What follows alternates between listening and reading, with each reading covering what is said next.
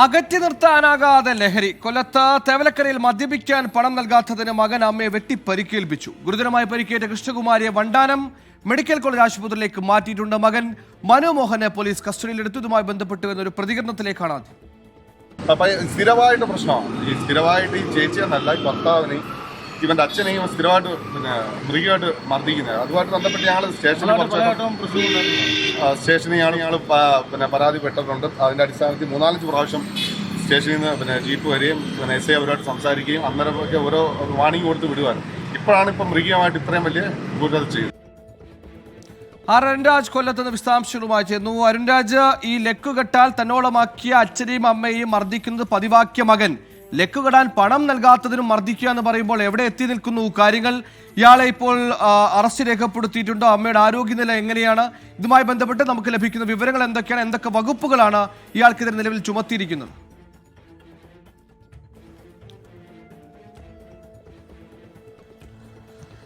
സുഹേൽ, ലഹരിക്ക് മുമ്പിൽ അമ്മയുമില്ല അച്ഛനുമില്ല. ലഹരി വലിയ വിപത്തായി മാറുകയാണ്. ഓരോ ദിവസവും ലഹരി കേസുകളുമായി ബന്ധപ്പെട്ട് പുറത്തുവരുന്ന വിവരങ്ങൾ നമ്മളെ ഞെട്ടിക്കുന്നതാണ്.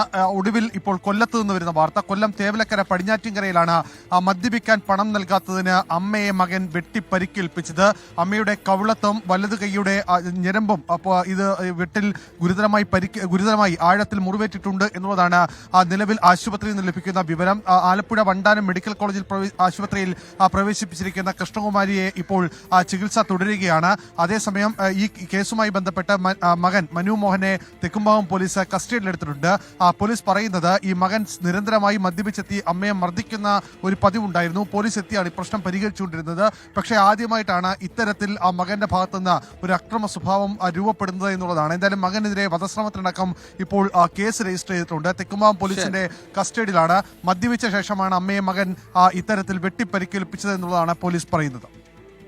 ലെക്കുകെട്ട് അച്ഛനും അമ്മയെയും മർദ്ദിക്കുന്നത് പതിവാക്കിയിരുന്നു. തല്ലി തുടങ്ങിയിടത്തുനിന്ന് പോലീസ് കൃത്യമായി ഇടപെട്ടിരുന്നെങ്കിൽ വെട്ടിലേക്ക് കാര്യങ്ങൾ എത്തില്ലായിരുന്നു. എന്തൊരു മക്കളാണ്.